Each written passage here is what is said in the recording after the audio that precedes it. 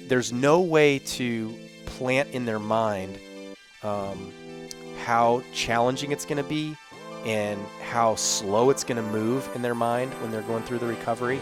So if there was any way to like implant some patience and, understanding of what they're about to go through, that's what I would try to do.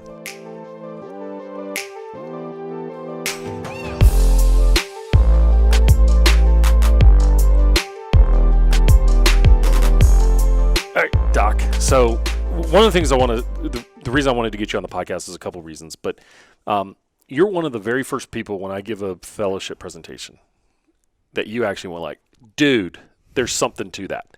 Most of your colleagues in the Andrews Fellowship in Orthopedic Surgery were like, but you saw something about the psychology that was like. Well, first of all, I loved your presentation, but that goes back to long before the fellowship. So, I went to the University of Utah, and we had Keith Henshin there, and he worked with the Utah Jazz during the times of Karl Malone and John Stockton. But we had direct access to him for free, and he also taught a handful of courses, and a few of them that I took. And some of my favorite classes in college were sports psychology, and we had a couple of different performance enhancement classes that I took more as just a way to try to get better at baseball. But I'm finding the value of some of those skills that I learned back then still being applicable. And now I'm also starting to recognize that there's a whole lot of support that our patients need, in particular our athletes, but all of our patients, especially those going through surgery, that I don't really provide. And so I've continued to seek out ways to incorporate some of the things that you work on with patients, but also try to see how I can fit this into the practice and provide that other element of assistance with recovery that isn't just, mechanically fixing because structure. When somebody's going through a surgery, when somebody's coming to see you, they're going to be out for X amount of time. Yeah. I mean, orthopedic surgeons to me are, what I think is so cool about what y'all do is you're seeing it from a performance angle, but you're also putting things back together that are broken. It's like taking your race car to a mechanic. It's not like, just get me back on the road. Right. I want it to get back on the road and perform at the level I was. And so that creates, and whether you're 80-year-old walker who wants to make sure she can still walk on her knee, we're still trying to perform at a level. We don't want to lose ability. Right. Okay, so that makes it a challenge, but it's also a very valuable part of what you do, right? I mean. Absolutely. I mean, there's a huge psychological component to it. Yeah. So, and I'm just more and more recognizing that some patients need more support in that way. It's more than the couple of sentences that I can offer. And I do try to offer that, but I know that I don't have the training or expertise to help guide them through that. And certainly some patients need it more than others. So we're just continuing to look for how can we incorporate this into our practice. But when you came to speak to us, I liked it because it was a topic that I liked, and so I just had a good time talking with you. Also, we have in common that we both played college baseball, which I want to come back to. Yeah, you did certainly at a much higher level than I did, but we had a little bit of that commonality, and so I just enjoyed hearing the talk and. But why do you think? I mean, because I'm going to make a bad generalization. If I'm going to talk to orthopedic surgeons, the older school orthopedic surgeons, it was more black and white. Yep. I fix it, the player should be better. But we found over time that doesn't, and we're talking performance. I'm not talking about chronic back pain and that right now. But I'm talking, it's like, well, I did a great job. I repaired the knee. They should be ready. Yeah. And then I find that the coaches are sitting there saying, well, why isn't the player back on the field and ready? And the player's like, I'm scared to cut on my knee. Yeah. But in the old school, it's like, well, I fixed it. It should be ready. But we're not finding that's true now.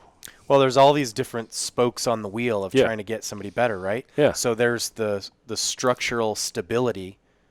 Like if you tear your ACL, your knee's unstable. We have to make it so that it's not shifting around again, right? We have to restore the stability of the knee. And then there's, restoring the motion, and then there's restoring the strength, and then the function. So the neuromuscular function, just getting your brain and your joint to communicate and getting the muscles to fire in sequence.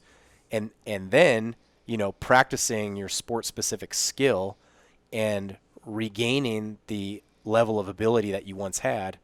And then, it may be one of the largest components. And in fact, there was a recent study on ACL showing that the psychological readiness to return had one of the biggest impacts or factors in determining whether or not somebody returned to their same level.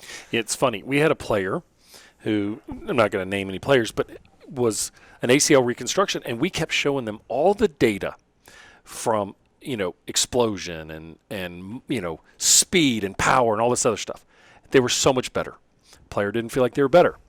Yeah. Player was scared about what was coming up. Wasn't better. Player goes to dinner with their girlfriend, puts his foot underneath his chair and gets up and goes, man, I didn't feel the pain there. I'm back. Isn't that funny? Yeah. Like, we had all this data that showed, you're better than you've ever been. You've been training and rehabbing. But it was some weird little readiness to play is how I saw it. Yeah. There was something in his mind that was like, dude, I ain't real good here. Scared, fearful, worried, and rightfully so. I mean, a lot of these players, particularly in college or pro, you're talking livelihood here. It's funny. No doubt. So, but there's a huge psychological hurdle to overcome when they go through that process of injury and recovery. yeah. And, I mean, you understand that aspect better If you than could me. change one thing when somebody goes into surgery that can improve their recovery, what would you do? Well, there's a whole bunch of things, but you mean on the from a psychological Yeah. perspective? Yeah, you talk the medical stuff. I want to understand what you're talking We about. try to educate them as much as we can. We try to give them realistic expectations. We try to, we'll show them animations and things of the procedure so they know what we're going to do, and we show them the outline of what the recovery is going to be. But, I think honestly, if we could just get somebody to talk to them and help them through some of the, the stages of grief. Yeah. Just getting them to that level of, okay, acceptance, and now they're ready to move on. A lot of them get there, some faster than others. But there's no way to plant in their mind how challenging it's going to be and how slow it's going to move in their mind when they're going through the recovery. Mm-hmm. So if there was any way to implant some patience and, understanding of what they're about to go through, that's what I would try to do. Yeah. And we try to have those conversations, but there's no way to make somebody understand what that's going to be like, how they're going to feel at 4 months when it feels like they've been grinding forever and they feel like they're getting nowhere and they just can't even imagine being on a field again because, the diameter of their thigh, if we're talking about ACL, their thigh is just shrunken away and they're just like, they feel like they're not even, the same person. Right. So, I guess from that side of it, that's what I would. The only experience I have, the only surgery I've ever had was when I had my hip replaced. Oh, wow. Dr. Flanagan, one of your old guys did it. And I've had it. It was 3 years this month. Or 2 years, something. I don't know. And I'm 47, so I had it done. And I was terrified. I mean, I was absolutely terrified. I remember going into his office and saying, hey, Doc, and we see him at the golf course, so, I'm like, hey, look. He's like, Brett, come on. I know you're nervous, but you're a psychologist. You can handle this. I'm like, That's why I'm telling you I'm freaking out. Well, what do you think now having gone through it, what do you think you wish you would have known ahead of time that you would share with somebody about to go through it? In fact, I've only had a little carpal tunnel surgery, so yeah, well, not the same experience. No, I know it's, my mind was going to, it's a big part of my body. And I know the surgery's brutal. Like, from what I've heard, it's not a like, oh, we're just going to make a little cut here. It's not delicate. It's not delicate, and I knew that. Okay. I think if you told me tomorrow that I had to have my right one replaced, I'd say, let's go. And that tells me how much more comfortable I am. Yeah. I think going into it, I was terrified of waking up sick. Okay. Terrified. I was terrified of getting hooked on pain meds. I mean, I'm just disclosing. I'm terrified because I ain't gonna lie. I like the way a pain med makes me feel. I mean, oh man, I'm just chilled. No more pain. I just love that. I've got the wrong DNA for it. I've heard that from more than one very straight-laced person. Yes. So I like the way it makes me feel, so I got to be very careful. My wife's a nurse, so she took care of the pain meds, and I was scared to get hooked on them. I knew that everyone says immediately after the surgery, you're thinking, why the hell did I have this earlier? Because you're in such pain with your hip going. To me, when you're making a decision on a hip pain, it's a wear and tear over time. It's not an ACL that just happened. This is something for the most part that just... Do you think, though, is there anything that you could have been told or saw or watched or discussed or heard that could have alleviated any of that ahead of time more so, other than now having actually gone through it? Like, is there any way to? I know that's such a good question. Like, encapsulate that? Because here's what we do now. I mean, there are very detailed classes that almost any place that's a center of excellence for joint replacement does, where they walk you through basically any question you could ever imagine. They walk you through, and you meet the people, and you see the OR, you see the rehab room. They try to take away a lot of the sort of the mystery and the unknown and the uncertainty. Yeah. And there's research papers that clearly outline that the outcomes are better when somebody goes through a class like that. But I just wonder, like, because you've now gone through it, is any of that you know on the other side something that could easily be shared or some way to convey that? I would say that sleeping was tough. Yeah. I'm a left side sleeper. It was on my left side. Yep. I was afraid of falling. Sure. That was a big deal for me at post. So, and I always tell and when I'd give those talks about injury recovery, I'm like, look, the sleep is tough, blah, blah, blah. I had no idea how bad 2 weeks of no sleep really is. Yeah. And how bad when I'm sitting in my chair and I take a pain pill and now I'm getting 4 hours of sleep, how much better that feels. Yeah. That was the problem. I was getting 4 hours of good sleep in the chair sitting up, but I couldn't lay on my left side. Wow. And so those nights became very lonely. Yeah. If I had figured out a way to handle that, I would have been better. That would have helped me, the pain. So I often think about, somebody comes in with you with a labrum tear of the shoulder. They're going to sleep. It's going to be usually bad. in a recliner. Yeah. For how long? Weeks. Yeah. Is what they tell me. Yeah. So. And that's the brutal part, right? Yeah. I mean, ACL, I always tell them, look, a player who's got an ACL reconstruction who's locked for 4 weeks. Do 2 weeks straight. But yeah. 6 they ain't weeks sleeping for that time.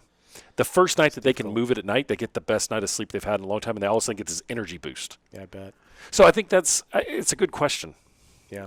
Well, these are answers that we're trying to, find, and really just breaking down every step of the process and finding out how can we improve not only our own quality of the delivery of our care in terms of the right approach, our techniques, our pain control, but really the whole experience for the patient, because any little thing that we can make better, obviously, is it's better for the person, it's better for their ability to get better. Well, let's talk about it from a perspective of parents, because as we were talking right before we went on the air, I mean, look, the number of kids in youth sports is doubling. I mean, look, with all the e-gamers, you're going to be seeing a hell of a lot of carpal tunnel probably coming. Yeah. Probably bad backs from sitting for hours upon hours. But parents, I mean, that's a very scary time for them too, to see their kid go into surgery and go from being highly functioning, highly able to disabled that. Short term, but disabled. What do you tell parents that are going through that? Because the easy answer is, trust me, I've done this a lot.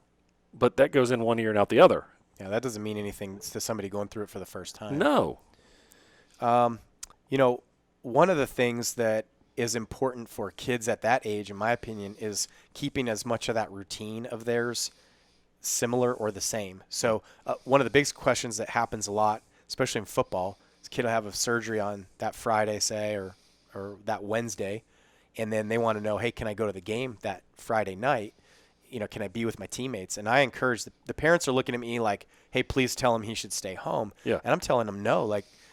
I think one of the most important things you can do for him, one, is to get him out in front of his teammates and let them see how tough this kid is. That he went through a surgery, now he's there to support them. That means a lot to them. The other thing is, for a lot of us when I was that age and those kids now, that time and that your sport, that's in some cases, right or wrong, their whole identity. Yes. I mean, it's their social world. It's a part of what they are.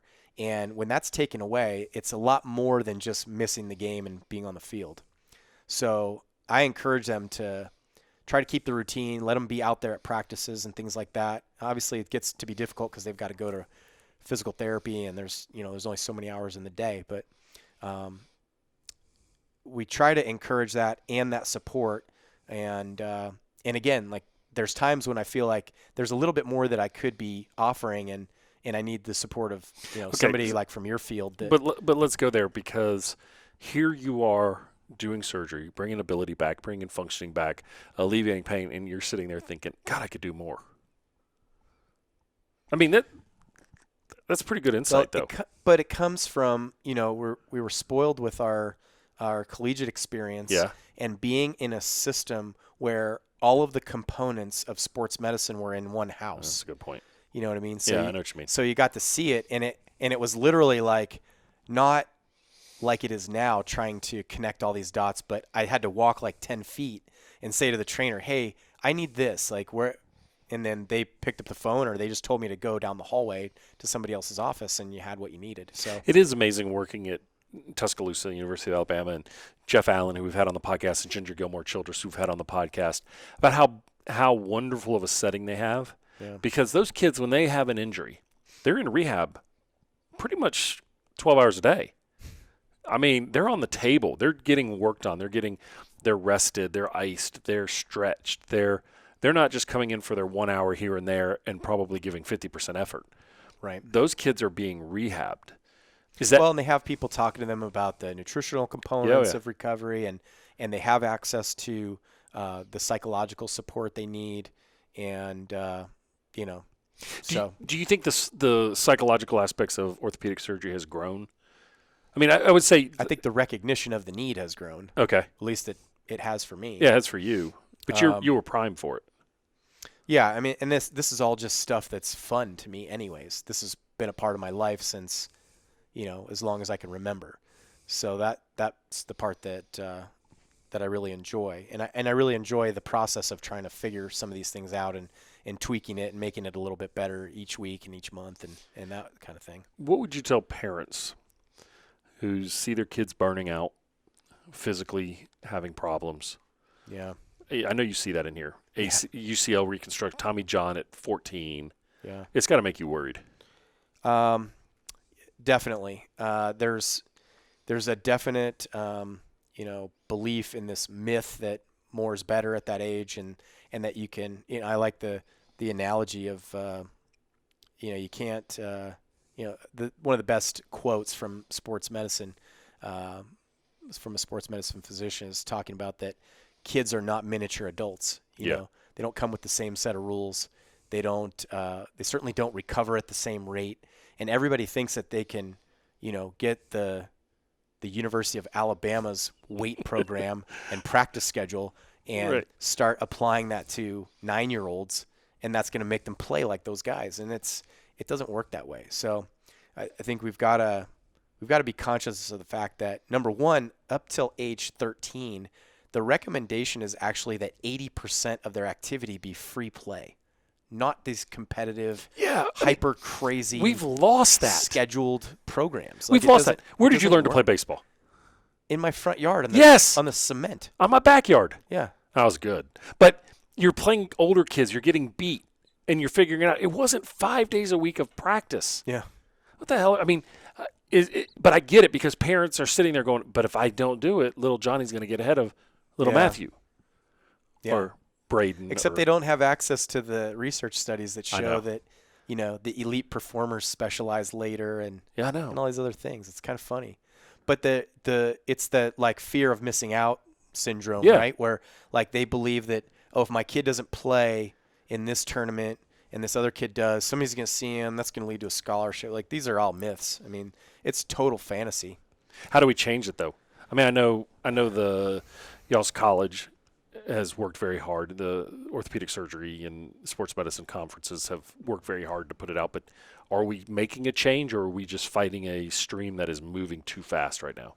It's moving way too fast. There's too much money involved, and the parents have to start to recognize that the people pushing all of this are the ones that are benefiting, and the kids aren't necessarily benefiting. But then the other side of it is, I have tons of parents and people whose opinions I trust telling me, my kid is driving all of this. He wants to do all this stuff. I'm telling him actively all the time, you don't have to do all of this if you don't want to. But he's still the one dragging me out there saying he wants to. So how do you turn away that when you got your kid is motivated, excited, and driven to work on something? Like, you want to encourage those kinds of things. So I don't know what the answer is, but we just have to encourage people, and more guidelines that make recommendations for how much activity, how much rest in between, things like that. Like, we have the guidelines from ASMI and for MLB Pitch Smart. which tell in the example of like how many pitches per game and pitches per week and things like that, how many days of rest per age group. Like as more and more of this kind of research comes out and we can provide the guidelines and establish that, hey, okay, working hard is good, but there is a point of diminishing returns where all we're doing is increasing risk for injury. The other thing is that a risk that we want to take is the ultimate question, right? Or do we want to play Russian roulette with our kids' health? Yeah, I mean, some people may think Yeah, that some they're people willing might to take that chance because they think that ultimately it's going to lead to them being able to perform better. And I think just there has to be more and more evidence showing that it doesn't make you better, or that the time off and the rest allows for better performance. What I tell parents too is if you're that parent that's driving your kid all the time, college coaches don't want that kid because they don't want a parent that's always involved pushing you all the time. Like, look at what you are. And I'm not knocking. Look, I've been a parent of 2 high school athletes. There comes a point where it's like it can't be your game. And if your kid doesn't want to do it, that's okay. It might just be that they're putting on a good performance in front of me, but I feel like my experience and my practice has been that most of the parents actually have a pretty reasonable outlook on the whole thing. Yeah. And so I hope that there is sort of a mindset change and a culture shift away from some of those activities. But, I don't know if you saw the documentary Trophy Kids, but yeah, it's a pretty sickening. Yeah, it's scary. Following some it's of the those equivalent stories. of doing like these places where, well, Time Magazine did the article, which was incredible, about these kids on Instagram with, kids are those kids never make it. I mean, how many kids did you play college ball with who were the greatest high school players? They got to college and they got passed. I mean, almost all of the kids that were the best kids in Little League didn't even play in high school. Correct. Here. Yeah. So. It's funny, the kid who had the nastiest curveball at 14. I remember that kid. He was just breaking things off the table. I mean, it was like, oh, my God, look at that. He's going to hit me. Didn't even pitch in high school. Yeah. It's crazy. What do you – it takes a lot to do your job, to go through the training, to go through what it takes. Kid out there who's like, I want to be an orthopedic surgeon. What would you tell him? I would tell him go try and spend some time in an office and in the operating room if you have access to that. And we have tons of kids come through our office that have – You get a lot of them hit the floor in operating rooms? We haven't had that yet, thankfully. Okay. We try to warn them and we prepare them, and we tell them what's coming. We tell them if you're not going to, if you start not feeling good, let somebody know, sit down. Yeah. Make sure you eat and drink plenty before, all that type of thing. Haven't had anybody black out yet. But some of the things that I didn't have access to, I didn't know an orthopedic surgeon. I didn't have, people that could afford me those opportunities. So I've probably gone overboard and letting kids come in and observe and try to see it. But I encourage them to spend enough time to see what it really looks like day to day, to do it all day. And you're going to know one way or another. You're either going to say, this is interesting, but this isn't necessarily for me. Or you're going to say, I need to know and understand a lot more about this. And that's what happened for me. The more I saw, the more questions I wanted to be able to answer, the more I wanted to do whatever was necessary to put myself in position to be able to do those things. And so, and I just was really fortunate along the way that almost everybody that I encountered was amazingly encouraging. And I know, just thinking back to like the kind of kid I was and how little confidence I had, that if enough people had said, you're probably not smart enough to do this, or you probably should think about something else, I probably would have. But lucky enough, I just had a lot of people that said, you should go for it, you should do it. And like I said, the more that I learned about it, the more I wanted to. And that's, for anything that you want to go after, I think if it's something you really love, then it becomes easy. If it's play for you and not work, you're never going to mind doing all the extra little things that help make you good at it or encourage you to keep going if you're working towards it. Last question, because I want to get you home to your family, but I've got a plan that I'll release later with you that I want to propose to you. People who are like me, who getting to the age where you start to see a reduction in, it's like, crap, man, I'm getting old. I'm feeling the aches and pains. Yeah. I mean, Are we going to fix that anytime soon? Is your field going to make me feel young again? Oh man, Probably Well, if I lost some weight. But there's some. Yeah, I don't want to do so that. I mean, yeah, probably if we just if Diet we next- both ate real food for 30 days, drank a little bit more water, made sure we got good sleep, and moved regularly. Do you believe in like the anti-inflammatory diets and stuff? I think there's a dramatic difference in myself when I eat more real food than when I eat more packaged things and processed stuff. Okay. It's not even a question in how I feel. Sleep, it's like not even a question, the difference in my own capacity to perform when I'm well rested versus not. And when I'm regularly working on strength and mobility, I feel completely differently. So I think if we, as we get older, if we spend a little more time, it's like when when you were pitching, you spent a little bit more time in the training room before and after. Like when you took care of yourself, you felt better. I'm sure you noticed it. Yeah, I did. When you slacked off and, just went home and blew off training room after the next couple of days, you're like, man, my arm feels terrible. Yeah. I needed to feel terrible to feel confident, though. That was my problem. All right. Where can people learn from you? If people are listening to this, they want to learn more about what you do. Where can they learn? Oh, sure. I mean, our website is totalsportsmedicine.com, and at Dr. Roddy McGee is, my handle for Twitter and Instagram, things like that. Check them out because what I want to do is I want to maybe look at bringing you on quarterly to talk about some of the issues that we see in sports medicine and psychology and that interplay, because I think it's really important. And as I'm doing this podcast, I'm thinking about kind of a different channel that I want to look at. I think it's so important that we need to grow that a little bit, and I think that collaboration. Well, I think it's pretty obvious to me. Like we could, this podcast could go a lot longer. It could be if we wanted to. But I was late. You got family, and I got a flight in the morning. So I appreciate this that. is the start of something more, and I'll give you the details later. I'm surprising you on it right now. You can tell me no. It's not not like I'm presenting you a rose. No, these are easy things. Fun to talk. Here's your rose. Do you accept? Yes. Yeah, right. All right. Thank you. Thank you, man. You got it.